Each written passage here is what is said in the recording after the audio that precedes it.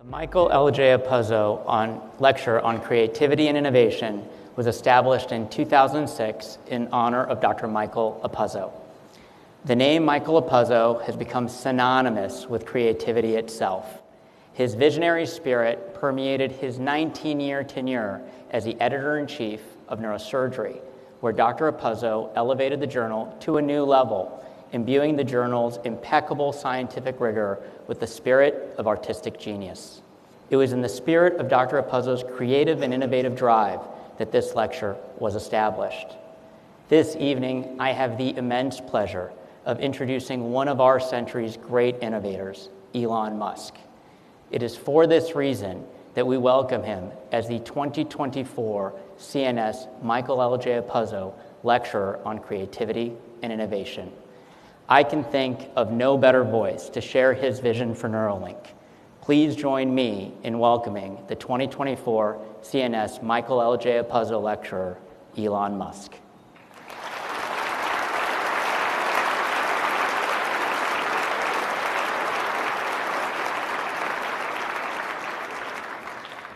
And there he is. Elon, great to see you. Hi. Hello. Well, Elon, you're with the Congress of Neurosurgeons, and as I was just sharing with the group, really enjoyed our time together recently. And I thought for those who hadn't had an opportunity to work and be exposed to Neuralink's technology, you could just share a little bit about your founder story and what made you interested in brain-computer interface in the first place. Sure. This is going to sound somewhat esoteric and maybe a bit strange, but I was actually trying to figure out how to mitigate the risk of digital superintelligence, to the degree that we can improve our bandwidth to our digital tertiary self, I think we can better align artificial intelligence with a collective human will. Like I said, this is going to sound very strange, but so you can think of basically our intelligence as being divided into roughly three areas. There's sort of like a limbic system, like the sort of instinctual elements, the sort of like the cortex and the planning part. But then we also have a tertiary layer, which is all the computers and phones, applications, software that we use. So that you have a digital tertiary self. Basically, we're already an android, effectively. And in fact, I think people feel this when they forget their phone. Forgetting your phone, leaving your phone behind is like having missing limb syndrome. You're missing your part of your digital tertiary element. The constraint on human-machine symbiosis is bandwidth. What is especially output bandwidth? The output bandwidth of a human is less than 1 bit per second over the course of a day. So if you have 86,400 seconds in a day, the number of output bits that you produce, maybe there's some rare cases where it's above 1 bit per second, but very few people produce 86,400 output bits that's a rare situation. So most people are averaging less than 1 bit per second over a 24-hour period.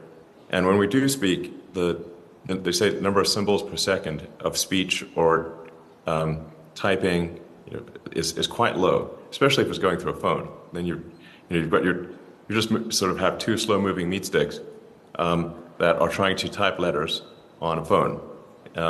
So you really have just a few, taps per second of characters. So your phone is like sitting there, and your phone is like a supercomputer in your hands, and it is desperately trying to figure out what you want to say. Yeah, well, I'll tell you, I've personally experienced that phantom limb syndrome when I actually can't find my phone, and I hadn't thought of myself as a cyborg till you challenged me to think that way.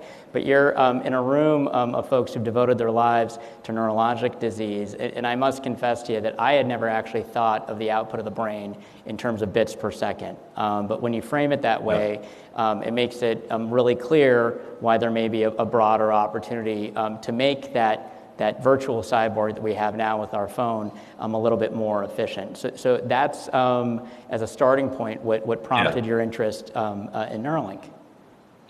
Yeah, so basically I thought, okay, if we're going to have, in order to have better human AI symbiosis, we must solve the bandwidth problem. Below a certain bandwidth, we are basically just stationary to a computer.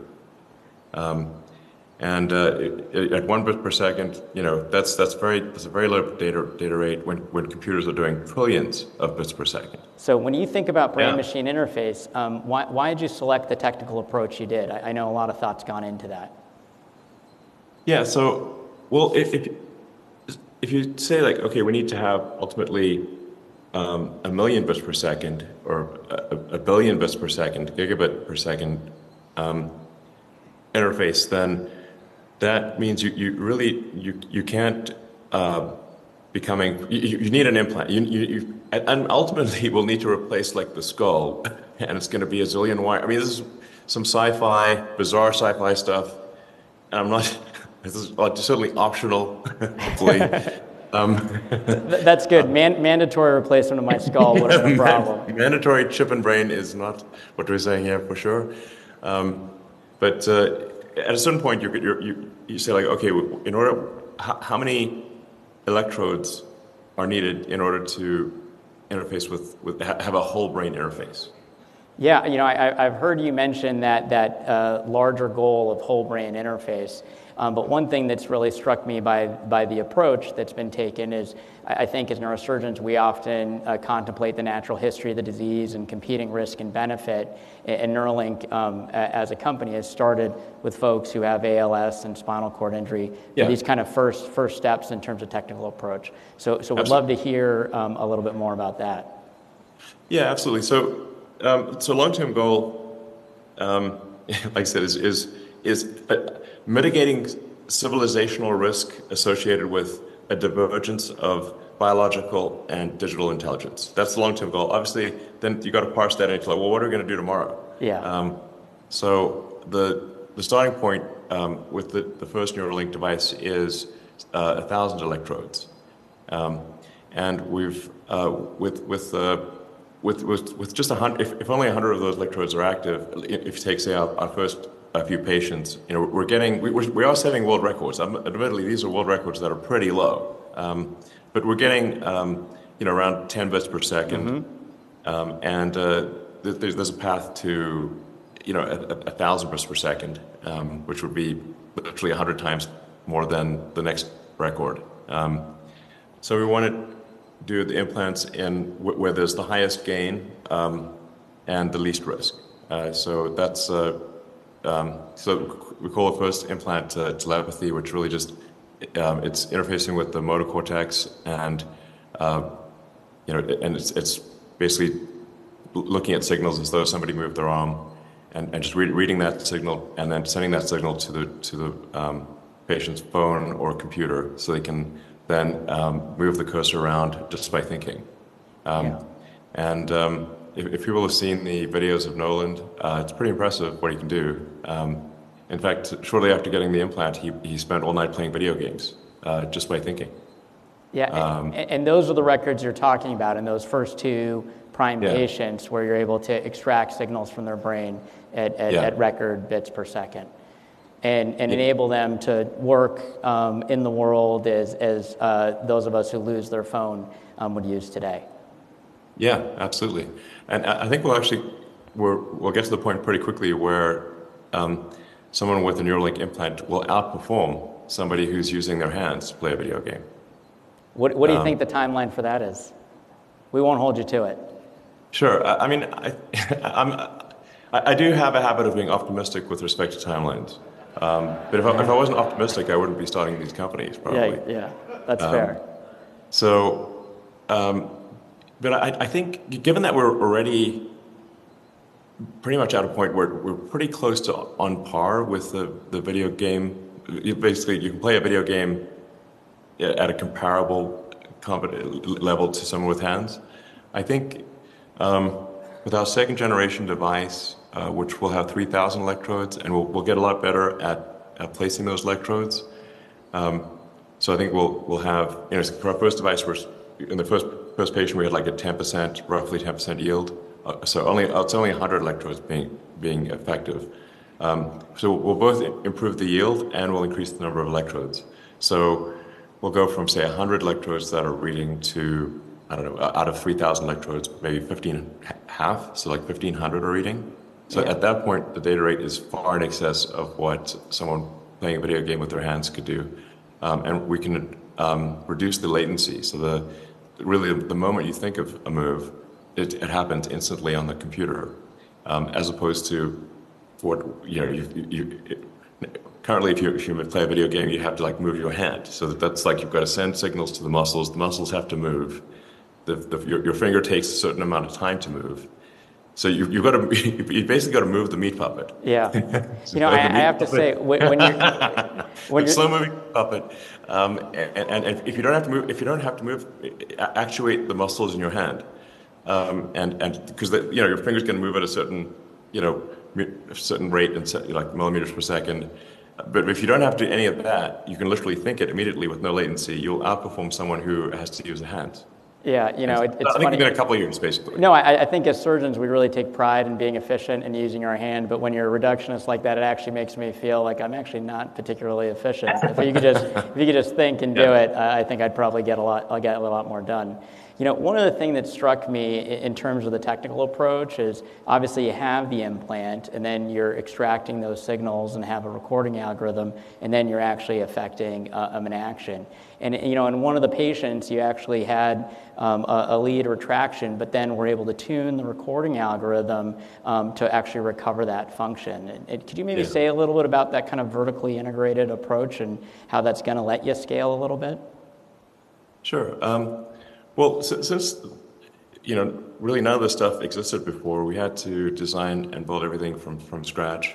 And I mean, the device, it's basically like having like an Apple Watch or a Fitbit that replaces a piece of skull, and you've got these electrodes, very, very fine electrodes that are implanted with a surgical robot.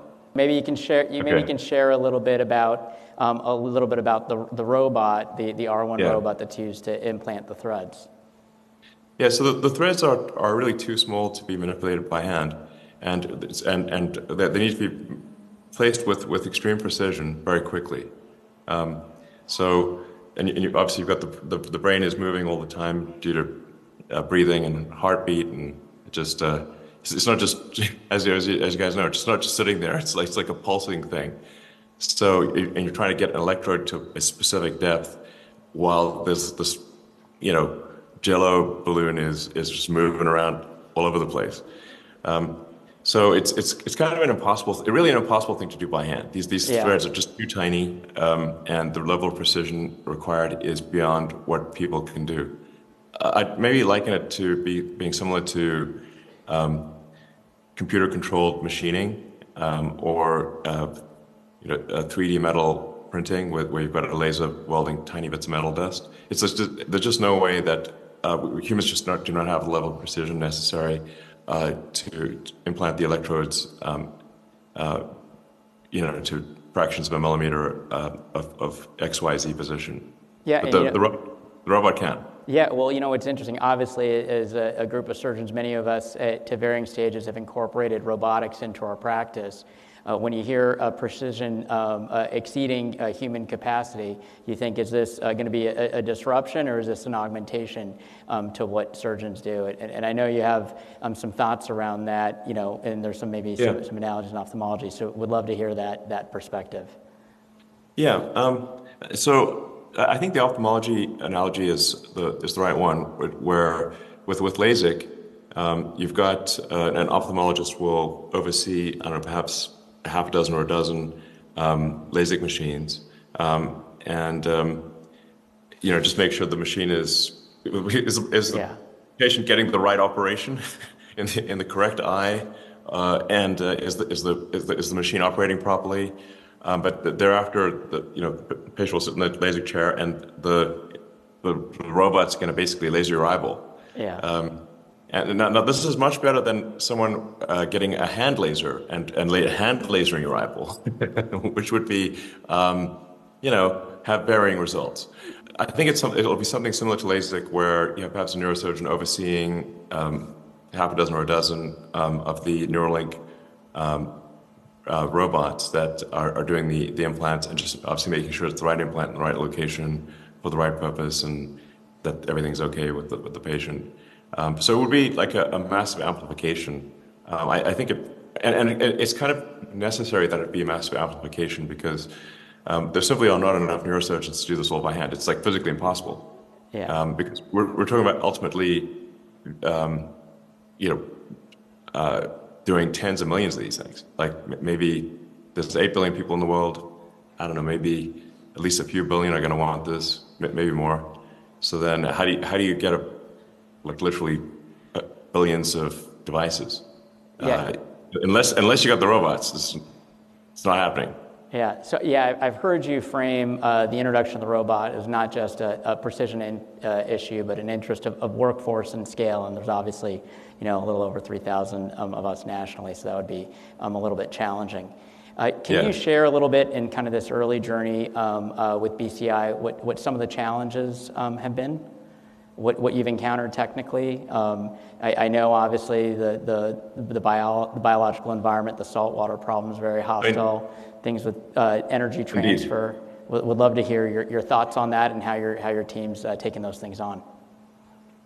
Yeah, as everyone, I'm obviously talking to people that in fact know a lot more about the brain and than I do, but I've certainly come to understand more than most people. So the challenge is you've got a device that's going to live there for years. It's an electrical device that has to transmit radio, essentially, it has to transmit photons to a computer. It's subcutaneous. It's got to be charged. It's got electrodes that are reading and writing. So it's not like it can't just be electrically isolated. In fact, you're fighting two things. You really are desperately trying to read these neurons, but you also don't want to be corroded. So it's a very difficult thing to have just the minimum amount of insulation necessary to not be corroded, but not be so insulated that you can't hear the neurons. So it's a very challenging materials problem. And with our latest electrodes, they'll be silicon carbide coated, but even like silicon carbide is a very difficult material to work with. But it's awesome, but it's very difficult, and you've got to make sure the coating is extremely precise. It's got to be can't be too thin or too thick anywhere. It's got to be very evenly applied to the threads. So it's the sheer number of iterations necessary to actually have this device be hermetically sealed and survive in the body and not fail in some way, but then have it be able to transmit to your phone or computer at a high data rate without burning down the battery. It's very difficult. I'd say there's many technical challenges in that. So I do perhaps slightly trivialize by saying it's sort of like a Fitbit or an Apple Watch in your brain. But if you actually put those things in your brain, neither your brain nor the Apple Watch or Fitbit would be happy. Would not be a good situation. So this feels like the right place to ask, I think, one of the more interesting questions we received. So as someone who's in a position of authority to comment on both, can you settle the age-old question, what's actually more difficult, brain surgery or rocket science? Well, they're both quite challenging. It's bizarre that I'm involved in both. Um, so, I mean, I think they're of similar magnitude of difficulty, especially So the story checks out. yes. I think nobody's out there thinking, what's easy? Brain surgery and rockets. Okay, perfect. Thanks for backing us up. We appreciate it. Yeah, 100%. No, that's legit. Brain surgery is super hard and rockets are super hard, and there's a reason that they're idiomatic expressions. This is no accident. So, yeah, very difficult. Especially as you try to scale the electrodes, number of electrodes. We don't know how to ultimately get to say, how do we do 1 million electrodes? We don't know how to do that yet, except that hopefully it is physically possible. If you want to have a high bandwidth whole brain interface, then I think probably the right order of magnitude is something like 1 million electrodes. And that still has a very high ratio of neurons to electrodes. So that means you've got to read, we try to, like any given electrode has to be able to read neurons from, several, like I don't know, 100 or 1,000 neurons. So if you've got 1 million electrodes and each electrode can read 1,000 neurons, so you've got access to 1 billion neurons. Just still not that high, actually. Yeah. But hopefully high enough. Well, I know the goal with a whole brain interface is this potential for long-term augmentation or symbiosis. But in the more immediate term, something that we think a lot about as surgeons is how is technology going to allow us to treat problems that we aren't able to treat now? And there's this whole family of diseases, psychiatric conditions, neurodevelopmental conditions, folks who are neurodiverse, and neurodegenerative conditions like Alzheimer's. And so as we get a better picture of not just the structure of the brain, but, for lack of a better term, the music of the brain, do you see those as intermediate steps? Would love to hear your perspective on it. I mean, I think we should be able to solve any problem over time that is a result of like if you think of the brain like a computer, effectively like a circuit board or something like that, you can say like if you were given a circuit board and there were some short circuits or some circuits that should be there but aren't there. If there's any missing, if there are any circuits that shouldn't be there, and some that are there but shouldn't, we can fix those. So basically, if it's kind of like fixing a circuit board. Now, if the circuit board is all melted, okay, it's going to be hard to fix a melted circuit board. You can fix the circuit board with a few issues, but you can't fix it if it's been melted. But the vast majority of diseases or issues, brain issues, I think are fixable with a Neuralink device. It's a fine-grained means of reading and writing electrical signals in the brain at a very with high precision, and so that means like if there's say an electrical storm, some kind of epilepsy or something, you can interrupt that storm. You can. There's like if you can say like if there are a set of signals to read, like in the case of blindness, if somebody's lost their optic nerve or both eyes, you can still stimulate the visual cortex, even with if they lost both eyes so basically if anything that is a function of signals in or out, if that is the nature of the problem, it can be fixed ultimately with a Neuralink device. Yeah, well, I know Neuralink just got FDA breakthrough designation for blind sight, a week and a half before this meeting. One thing that I've heard you talk about that I thought was so interesting when I think about neurodiversity or neurodegenerative disease is this idea of imagine if someone like of the intellect of a Stephen Hawking was able to communicate more efficiently, how much more would society writ large have benefited from those insights? And so when I think of people with neurodiverse conditions, I always think that they have all of this amazing potential to potentially be unlocked, and maybe this implant definitely. could be a digital bridge to that. Absolutely. So I think it could help a lot of people, like really ultimately help tens of millions of people, maybe hundreds of millions of people. And I should say also there's potential going beyond the brain to, like, if somebody's got a sort of spinal cord injury, that being able to transmit the signals. So, like the ideal, I think what, most people that have lost the connection between their brain and their body would like is to reanimate their body. Sure. There are some approximations of that where you can animate, say, a robot suit or a robot arm or something like that. But I think most people, if you ask them, like, what would you prefer? Oh, I'd like my body to work again. Sure. So that, if provided the neurons are still kind of there, it should be, it's certainly physically possible to shunt the signals from the motor cortex past the point where the damage has occurred, to the neurons that then interface with your muscles and your arms and legs. If you think of it just like an electrical and communication system, like if you severed like some Ethernet cables, what would you do? Well, you'd bridge the signal. Okay, great. The same thing can be done with the human body. Bridge the electrical signals and the communication signals. So you've got sensors and actuators, and the signals, the bidirectional signals for sensors and actuators are being interrupted. And so if you shunt the signals, you will be able to reanimate the body. One other issue that comes up with implants that you were mentioning are iPhones.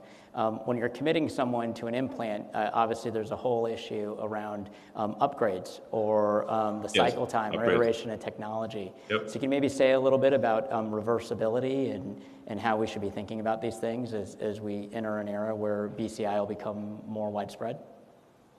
Yeah, so we do think upgrades are pretty important. Just as you would not want an iPhone 1 stuck in your head when there's an iPhone 16, or whatever version of iPhone they're on these days. But I think it's like 6. It's pretty high. I've lost track of what number they're on. I think you're up to date on the 16. I think. Okay. Yeah.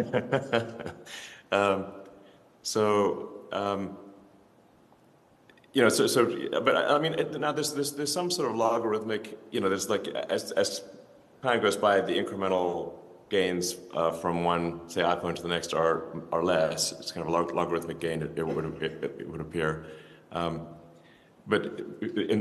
that means that, well, like say the first 5 or 6 versions, there are actually big jumps, and certainly that is the case with Neuralink. So if somebody has, say, production design version 1, I think 5 years later they'll want to have production design version 3 or 4, and so we've designed the implant such that it can be removed. With hopefully minimal damage to the area, so that you can then replace it with another one. And we have in our animal studies, we've done, I think, 3 implants, and the 3rd implant still worked quite well. Meaning you've replaced the implant 3 times in a single replaced animal. it 3 times, yeah. Yeah. In primates, and the 3rd one was still working great. So we've talked about the robot addressing the workforce problem. We've talked about scalability and interchangeability. A lot of what your vision involves is being high performing, but also affordable, so it'd be accessible to people. How do you see bridging that gap? Yeah, so the device itself, in volume, should not be super expensive. I mean, hopefully it's like, I don't know, $5,000 to $10,000. And very high volume, it should start to approximate the cost of an Apple Watch or a phone. So maybe it's $1,000 or $2,000, something like that. And then if it's implanted with a robot, then that surgical procedure should be fast. Like we do have a game plan for what I call the 600-second surgery. So 10 minutes, you sit in the chair, and 10 minutes later you have an implant. 600 seconds. And we're not violating physics. Just as with LASIK, it goes in and laser does a whole bunch of things to your eyeball. Now you'd have to automate basically everything here, but if you break it down second by second, it is possible to have a 600-second or 10-minute surgery.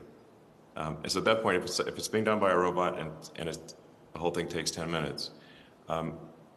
I think it probably, the whole thing, all inclusive, ends up being, on the order of $5,000 maybe, similar to LASIK. It's interesting. You invoked physics, and one interesting insight that I gained in our time together is this idea that there's often a debate about the possible and what's possible and what's not. Yes. And I know you have the perspective that that shouldn't really be subject to debate. Because if something's impossible, it's because it's a function of physics, and if not, then it is. And you just have to figure it out. If you're breaking conservation of energy or momentum or charge or something like that, then you either deserve a Nobel Prize or you're wrong, and most likely you're wrong. Provided you're not sort of, let's say during the brain surgery trying to break the sound barrier or something like that, like you're not moving that fast, then you should come visit. You should come visit. I'm pretty fast. Yeah, if you're doing sonic boom, if the robot's moving so fast, it's creating sonic booms. Okay, that's probably going to be bad for the brain if it's going supersonic. That actually is starting to make a lot of sense. Yeah. So, but provided you're still subsonic, and you're not just doing things so fast that it causes physical disturbances, that then you can get things done very quickly, basically. You look at the things at a fine grained level and say, well, what is the size of the voltage difference that you're trying to detect in a neuron, and how, so therefore, like, how far away from an electrode could you detect a pulse? And can you distinguish one neuron from another neuron based on its signature? So, like, if one neuron has almost like an accent or a voice, if your sensors are precise enough, you can say, okay, that sort of faint voice we hear, or that faint signal is this neuron. This loud signal is a nearby neuron, and you can actually figure out spatially where these neurons are, based on slight differences in how they fire. And that's how you're going to map the function of the brain and get a step closer to that whole brain interface. Yeah. I mean, we definitely are venturing into deep sci-fi here. If people are interested in some sci-fi book recommendations, I would recommend In Banks, the culture books. And In Banks actually does have this concept of a neural lace, where there's all the humans have like a neural, sort of a kind of a neural link or neural lace throughout their brain. And so, if somebody dies, their memories are being dynamically uploaded to the cloud, or whatever the internet is in the future, and they can reinstantiate into a human body if they want. Or they can live in simulation, which we might be in right now. If so, I'd just like to applaud the simulators on the excellent work they are doing. Yeah, this feels very immersive and high fidelity, so thank you to our simulator overloads. I appreciate the experience. So thank you, simulators. Please don't turn us off. Well, listen, Elon, this has been a terrific conversation. You have all of a neurosurgery in the room here, and so what are maybe some last thoughts you'd like to leave us with? Well, I think this is going to be something that is an incredibly, powerful tool for neurosurgeons, for helping, fix things that are brain-related issues. It's sort of like, I don't know, it might be like the difference between, if it was a weapons situation, difference between like bows and arrows and jet airplanes. Like, it's a big difference. So we want to give you. I hope I have the airplane in that conversation. Yeah, in a positive, constructive way. One can only do as well as the tools that one is getting. It's like, what tools do you have? And I think with by essentially giving neurosurgeons a much more sophisticated, powerful tool like the Neuralink device, you could really help a lot of people. Terrific, and I know that's why we're all here, to better characterize neurologic disease and to help people. So really value your perspective. Thank you for being our Opuzzo Lecturer for Creativity and Innovation. Elon Musk. You're welcome. Thank you, everyone. It's an honor to speak. Thank you.